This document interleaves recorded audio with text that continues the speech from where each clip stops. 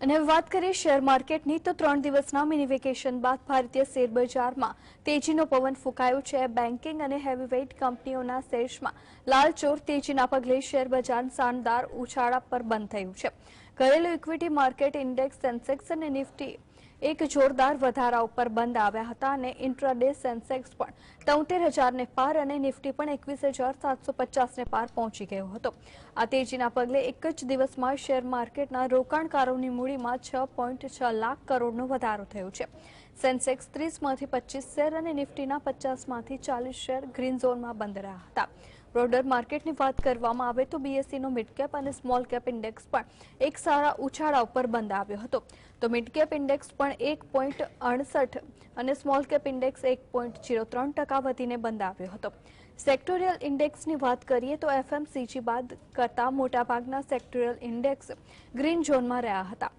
Bank Nifty 1.28%ના વધારા ઉપર બંધ આવ્યો હતો અને દિવસના અંતે સેન્સેક્સ 1.74% અને નિફ્ટીમાં 1.80%નો ઉછાળો નોંધાયો હતો।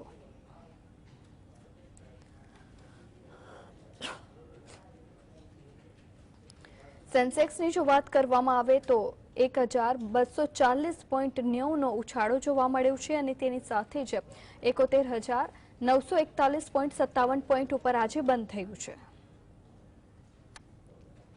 નિફ્ટીની વાત કરવામાં આવે તો 385 પોઈન્ટનો ઉછાળો આવ્યો છે અને તેની સાથે જ 21,737.57 પોઈન્ટ ઉપર આજે બંધ રહ્યું।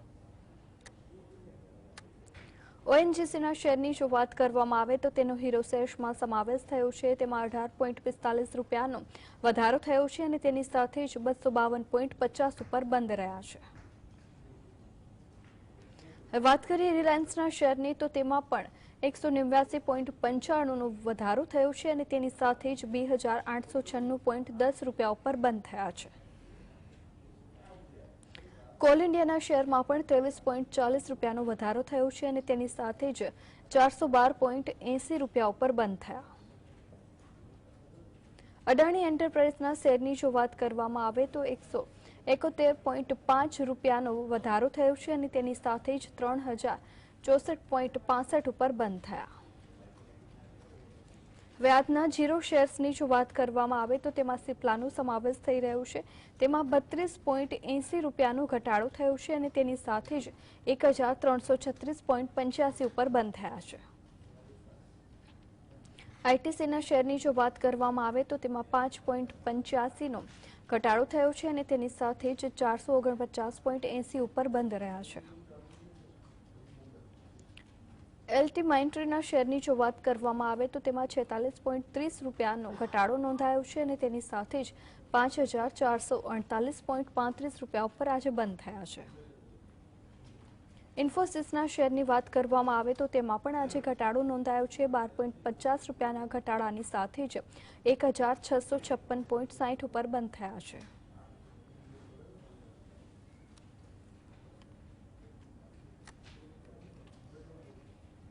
તો માર્કેટના કારોબાર અંગે ચર્ચા કરવા આપણી સાથે જોડાયા છે ધનવર શાહ ફિડકેપ પ્રાઇવેટ લિમિટેડના ડિરેક્ટર નિલેશભાઈ કોટક। નિલેશભાઈ, આપનું સ્વાગત છે। નિલેશભાઈ, જે રીતે માર્કેટમાં સપ્તાહના પહેલા દિવસે શાનદાર ખરીદારી જોવા મળી છે, પ્રી બજેટ રેલીમાં પણ સેન્સેક્સ અને નિફ્ટી વધારા માથે બંધ થયા છે, શું કહેશો માર્કેટની આજે જે આ મૂવમેન્ટ જોવા મળી છે તેના વિશે?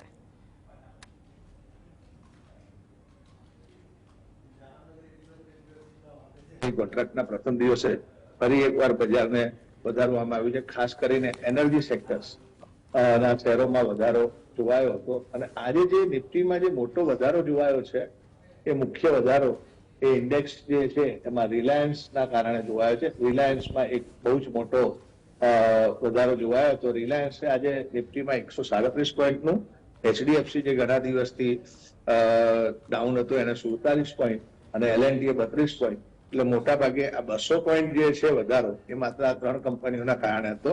એટલે ફરી એકવાર જે છે એનર્જી સેક્ટર્સ, ઓટો સેક્ટર્સ અને બેન્કિંગ્સમાં થોડી સિલેક્ટેડ જાતો દ્વારા બજારને ઉપર લઈ જવાનો પ્રયત્ન કરવામાં આવ્યો છે। મારી દ્રષ્ટિએ અત્યારે જે બજાર જે ચાલી રહ્યું છે તેમાં પ્રી બજેટ રેલી છે, પરંતુ બજેટ એ વોટ ઓન એકાઉન્ટ આવે તેવી શક્યતા છે અને તેમાં જે છે ચૂંટણીલક્ષી અથવા તો જાહેર જનતાને મદદરૂપ થાય તેવા પગલા લેવામાં આવવાથી તેની કોઈ મોટી ઇમ્પેક્ટ પડશે નહીં. 21,750 અને 72,250 અનુક્રમે નિફ્ટી અને સેન્સેક્સ માટે અગત્યના લેવલ છે. આની ઉપર બજેટ પછી પણ જો બંધ રહેશે તો તેજી આગળ દબશે, અન્યથા બજારમાં બજેટ પછી એક ઘટાડો જોવાઈ શકાય. અત્યાર સુધીના જે કંપનીઓના પરિણામે આવ્યા છે એ મિશ્ર પરિણામો આવ્યા છે.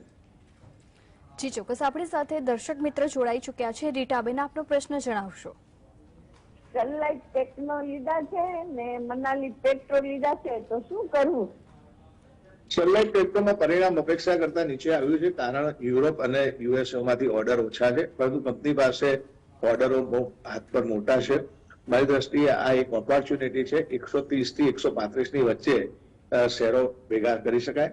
મનાલી પેટ્રોલમાં મારી દ્રષ્ટિએ ફેબ્રુઆરીના નેક્સ્ટ વીક થી એક સારો સુધારો જોવાય. ચાઇનાનો ન્યૂ યર એટલે નવું વર્ષ એ 5મી ફેબ્રુઆરીથી ચાલુ થશે, ત્યારે ત્યાં આગળ એક પ્રોડક્શન નહીં થાય તેની ઇફેક્ટ કેમિકલ શેરો પર પોઝિટિવ જોવાશે. જી ચોક્કસ, અનેક દર્શક મિત્ર જોડાયા છે. દશરથભાઈ, પ્રશ્ન જણાવશો આપનો. મારી પાસે હિન્દુસ્તાન કોપર, લેમન ટ્રી અને એનબીસીસી પડ્યા છે, તો ત્રણેયમાં શું કરવું? હિન્દુસ્તાન કોપર, લેમન ટ્રી અને એનબીસીસી.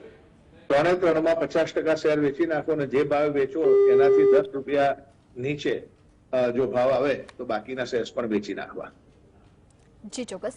નિલેશભાઈ, બજેટ પહેલા કયા કયા સેક્ટરને ખરીદી માટે પ્રેફરન્સમાં રાખી શકાય? જો બજારમાં છેલ્લા 1.5-2 વર્ષથી જે મુવમેન્ટ દેખાઈ રહી છે એ સેક્ટર રોટેશન ચાલી રહ્યું છે, વારાફરતી સેક્ટર્સ છે, એટલે બજેટ સ્પેસિફિક કોઈ સેક્ટર્સ ના કહેવાય. હા, જરૂરથી એવું કહીશ કે પીએસયુ શેરો ઓવર વધી ગયા છે, એટલે પીએસયુ શેરોમાં દરેક ઉછાળે નફો બુક કરવો જોઈએ. જી, અનેક દર્શક મિત્ર જોડાયા છે. ભરતભાઈ, પ્રશ્ન જણાવશો આપનો. એપી એસોસિએશનમાં મારી પાસે શેર છે, તો એમાં શું કરાય? 10,000 શેર છે ને આ શેરમાં મને કોઈ ભવિષ્ય લાગતું નથી, તાત્કાલિક વેચી નાખો. જી ચોક્કસ. નિલેશભાઈ, બેન્કિંગ સેક્ટરને લઈને તમે રોકાણકારોને શું સલાહ આપશો? બેન્કિંગ સેક્ટર્સમાં જે રિઝલ્ટ આવ્યા છે એ મિશ્ર પરિણામો આવ્યા છે. ખાસ કરીને દરેક બેંકના નેટ ઇન્ટરેસ્ટ માર્જિન જે દબાઈ રહ્યા છે, ડિપોઝિટની કોસ્ટ વધી રહી છે, તે જોતા બેન્કિંગ સેક્ટર્સ એક રેન્જ બાઉન્ડ મુવમેન્ટ દેખાડે એવી શક્યતા હું વધારે જોઈ રહ્યો છું. જી ચોક્કસ. અનેક દર્શક મિત્ર જોડાયા છે. રાજુભાઈ, પ્રશ્ન જણાવશો. આ ભાવે અશોક લેલન્ડ ને દ્વારકા સુગર લઈ શકાય? અશોક લેલેન્ડમાં જરૂરથી લઈ શકાય.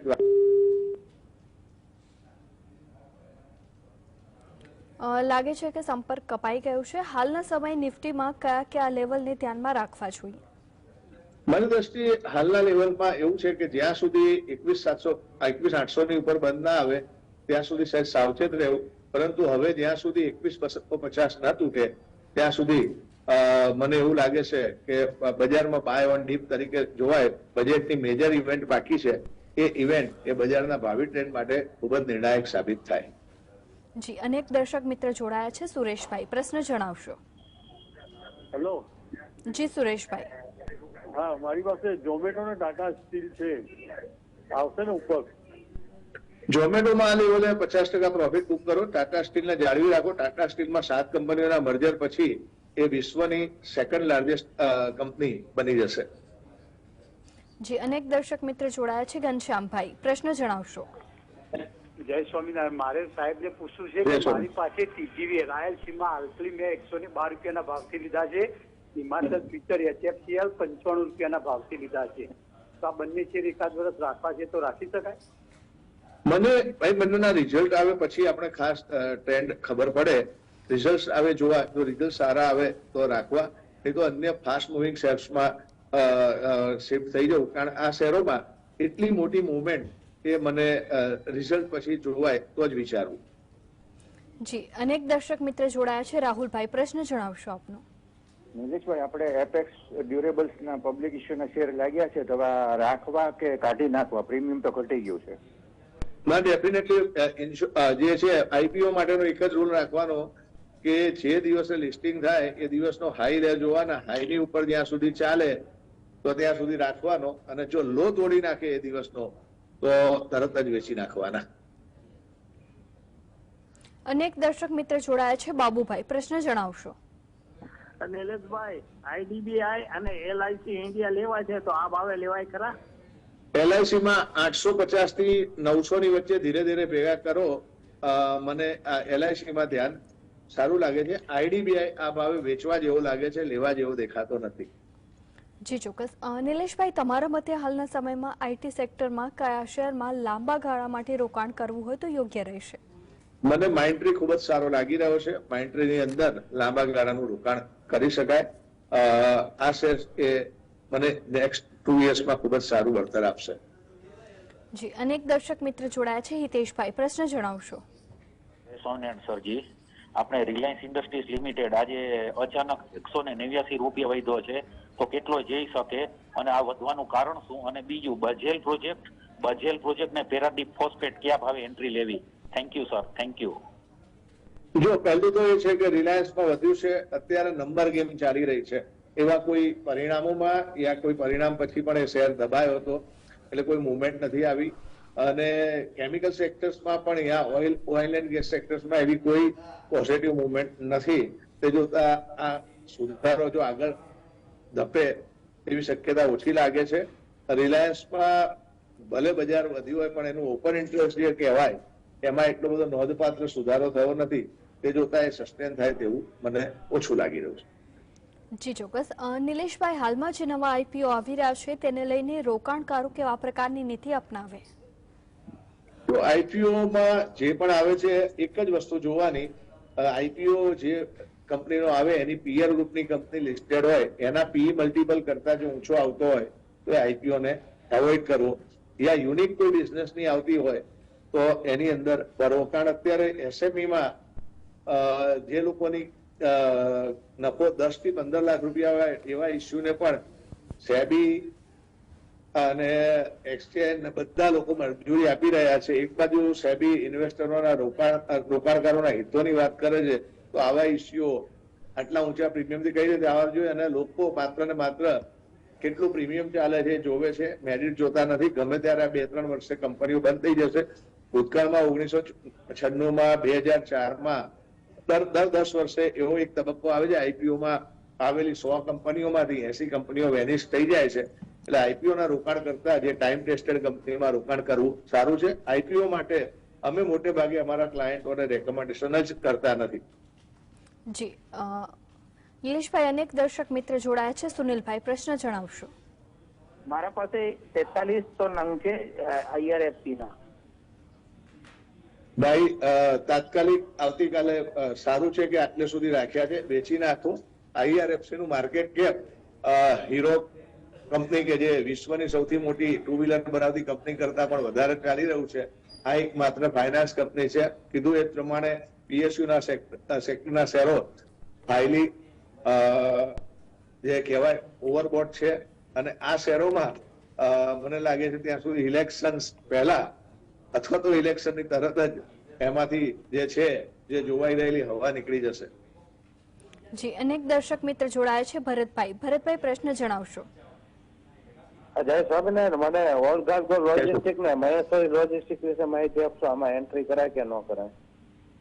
જો અત્યારે લોજિસ્ટિક કંપનીઓ માટે એક પરિસ્થિતિ વિકટ આવી રહેલી છે. કારણ કે જે લોજિસ્ટિક કંપનીઓનું જે રૂટ્સ દ્વારા જે આવવાનું હોય એ લોજિસ્ટિક કંપનીઓના રૂટને જે રેડ સી ના વોરને કારણે પ્લસ પનામાની નહેર સુકાઈ જવાને કારણે, એટલે કે જે કંપનીઓ ઇન્ટરનલ ખાલી લોજિસ્ટિક્સ નું કામ કરતી હોય એની ઉપર ધ્યાન રાખવાનું, જે જેનું લોજિસ્ટિક્સ ઇમ્પોર્ટ નું હોય યા એક્સપોર્ટ નું હોય એવી કંપનીઓ માટે કપરો સમય આવશે. જી નિલેશભાઈ, આપ અમારી સાથે જોડાયેલા જ રહેજો. દર્શકો, હાલ સમય થયો છે એક નાનકડા વિરામનો. વિરામ બાદ પણ માર્કેટના ચડાવ ઉતાર વિશે નિલેશભાઈ, શું ફાર્મા સેક્ટરની કંપનીઓના શેરમાં કેવી ચાલ જોવા મળી શકે છે આપના મતે આગામી સમયમાં? ફાર્મા સેક્ટર્સના પરિણામો હવે આવવાની શરૂઆત થશે આ વીકથી. અને એ પરિણામો જે મેજર કંપની છે જેમ કે સન ફાર્મા છે, લ્યુપિન છે, ડોક્ટર રેડી, એના પરિણામો આવે પછી જ આપણે એની ઉપર અંદાજ લઈ શકીએ. એટલે મને લાગે છે 1 કે 2 કંપનીના પરિણામો આવે એ પછી આપણે એ દિશામાં શું કરવું તે વિચારી શકીએ. જી ચોક્કસ. અનેક દર્શક મિત્ર આપણી સાથે જોડાયા છે. ભવાનભાઈ, પ્રશ્ન જણાવશો. હાજી, આદિત્ય બિરલા કેપિટલમાં રોકાણ છે તો એનું શું કરવું? આદિત્ય બિરલા કેપિટલનું રોકાણમાં એક રેન્જ બાઉન્ડ મુવમેન્ટ જોવાઈ રહી છે. આપની જોડે જે પણ હોય એમાં 160 નો સ્ટોપ લોસ રાખજો. 160 તૂટે તો શેર આપી દેવા. જી, અનેક દર્શક મિત્ર જોડાયા છે. ઘનશ્યામભાઈ, પ્રશ્ન જણાવશો. મારે નિલેશભાઈને પૂછવું છે કે મારે આ ભાવથી સ્ટરલાઇટ ટેપનું લેવા છે.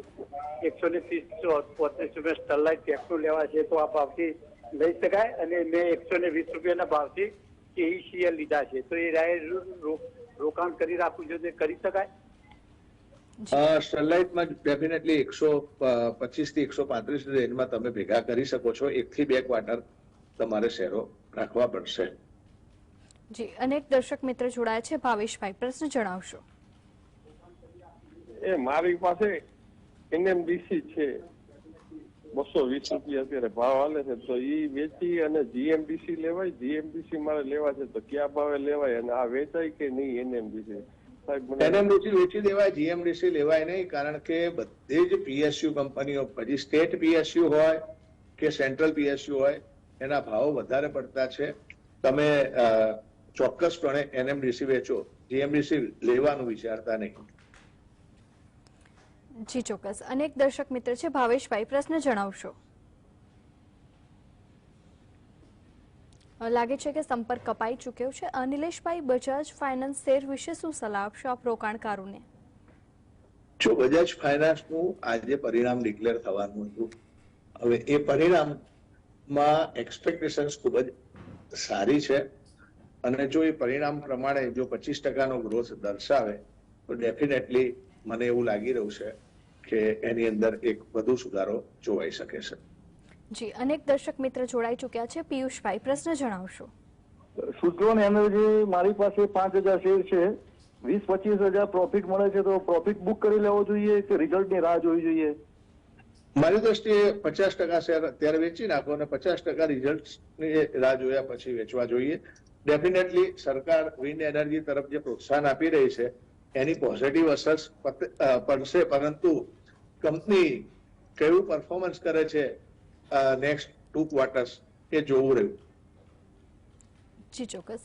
નિલેશભાઈ, રેલવે કંપનીઓના સ્ટોકમાં રોકાણ વિશે આપ શું સલાહ આપશો? રેલવે કંપનીઓ ઓવરબોટ અને ઓવરહીટેડ છે.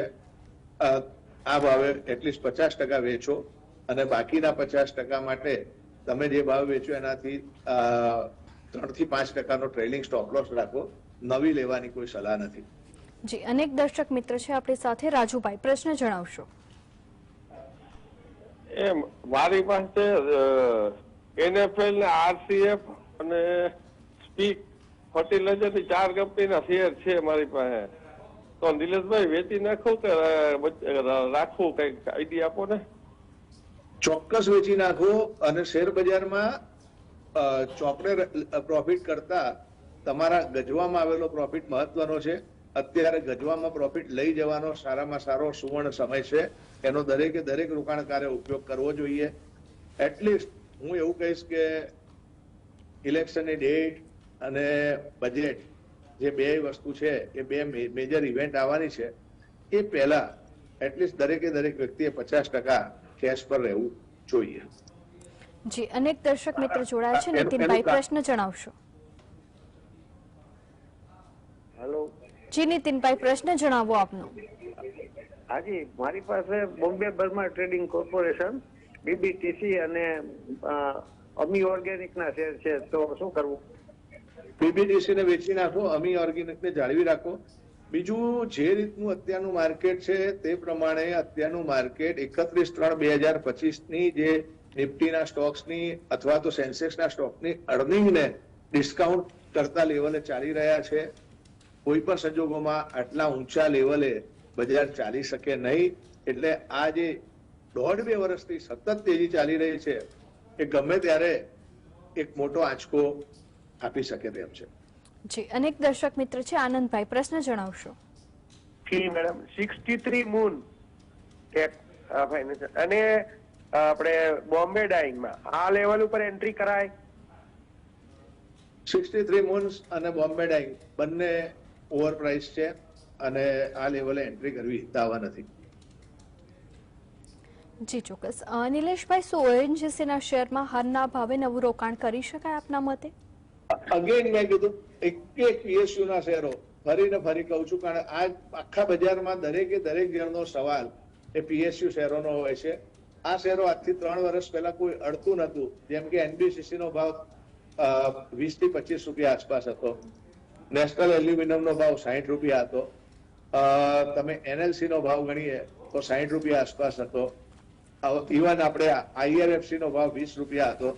અને આ બધા શેરો ત્યાંથી 10 ગણા, 5 ગણા, 8 ગણા થયા છે. મહેરબાની કરીને નવી ખરીદી ના કરો. ભલે એ શેરોમાં લેવામાંથી ચૂકી જઈએ, પરંતુ આ શેરોમાં કોઈ બહાર કાઢનારું મળશે નહીં. આ શેરોની તેજી એ ચોક્કસ ગ્રુપ દ્વારા ઓપરેશન્સને આભારી છે. એની ડિસ્કશન્સ થઈ શકે તેમ નથી, પરંતુ એ માત્ર ને માત્ર ઇલેક્શન સુધી જ ચાલુ રહેશે. ઇલેક્શન્સ પછી આ સુધારો આગળ ધપશે નહીં. જી, અનેક દર્શક મિત્ર જોડાયા છે. ડોલુભાઈ, પ્રશ્ન જણાવશો. મેડમ, મારી પાસે બજાજ ઓટોના 7,000 ના ભાવના 22 શેર છે અને બાકી કઈ ડિમેટ એકાઉન્ટમાં એક શેર લીધેલો છે, તો બાયબેકમાં બધા શેર વયા જશે? સરને પૂછો ને. ના, એમાં એવું છે, તમારી જોડે 22 શેર છે એટલે તમારા 22 શેર્સમાંથી જે એક શેર છે તો 100% જતા રહેશે, પણ 22 શેર્સમાંથી માત્ર 15 થી 20% શેરથી વધારે જશે નહીં. જી, અનેક દર્શક મિત્ર જોડાયા છે. ભાવેશભાઈ, પ્રશ્ન જણાવશો.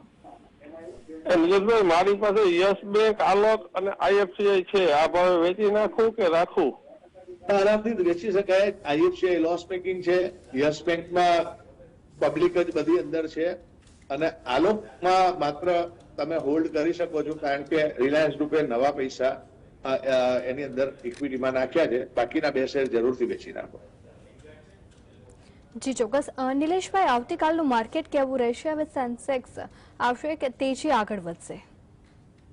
જો બજારની મુવમેન્ટ દેખીએ તો આજે જે રીતે બજાર ઉપર ગયું છે તે જોતા મને એવું લાગી રહ્યું છે કે આવતીકાલે બજારમાં સેન્સેક્સની રેન્જ 71,700 થી 72,400 ની વચ્ચે, નિફ્ટીની રેન્જ 45,200 થી 45,700 વચ્ચે હું કેશ માર્કેટના લેવલ કહું છું, અને નિફ્ટીની રેન્જ 21,650 થી 21,950 વચ્ચે જોવાય તેવી પૂરી શક્યતા છે. જે રીતે વીકલી એક્સપાયરી છે તે જોતા જે ઇન્ડેક્સની એક્સપાયરી છે એ ઇન્ડેક્સની અંદર મોટી મુવમેન્ટો જોવાય. ખાસ કરીને આપણે આવતીકાલની વાત કરીએ તો આવતીકાલે જે છે એ ફિન નિફ્ટીની એક્સપાયરી છે. આજે મિડકેપ નિફ્ટીની હતી એટલે મિડકેપ નિફ્ટીમાં મુવમેન્ટ જોવાય. બુધવારે બેંક નિફ્ટીની એક્સપાયરી આવશે, એટલે કે 31 તારીખે બેંક નિફ્ટી આવશે, અને 1 તારીખે બજેટ છે એ દિવસે નિફ્ટીની એક્સપાયરી પણ કોઇન્સિડન્ટલી છે. એટલે આગામી 4 થી 5 દિવસો જે છે અપ ટુ શુક્રવાર સુધી બજાર માટે ખૂબ જ વોલેટાઇલ રહેશે. જી ચોક્કસ. નિલેશભાઈ, આજે આપણે જે સ્ટોક્સ અંગે ચર્ચા કરી તેમાં આપનું કોઈ કંપનીમાં રોકાણ છે? હેપીએસ્ટ માઇન્ડમાં અમે અમારા કસ્ટમર્સને રેકમેન્ડ કર્યા છે, એમના પોર્ટફોલિયોમાં સમાવેશ છે. સાથે રિલાયન્સ જીઓના શેર્સ પણ અમે અમારા ક્લાયન્ટોને રેકમેન્ડ કર્યા છે, એમના પોર્ટફોલિયોમાં સમાવેશ છે. જી ચોક્કસ. નિલેશભાઈ, આજે આપણે ઉપસ્થિત રહ્યા અને શેર માર્કેટના લગતા પ્રશ્નો વિશે અમારા દર્શકોની સમસ્યાનું સમાધાન કર્યું તે બદલ આપનો ખૂબ ખૂબ આભાર. Thank you very much. દર્શક મિત્રો, હતી આજની અમારી વિશેષ રજૂઆત. આ સાથે જ રજા આપશો. નમસ્કાર.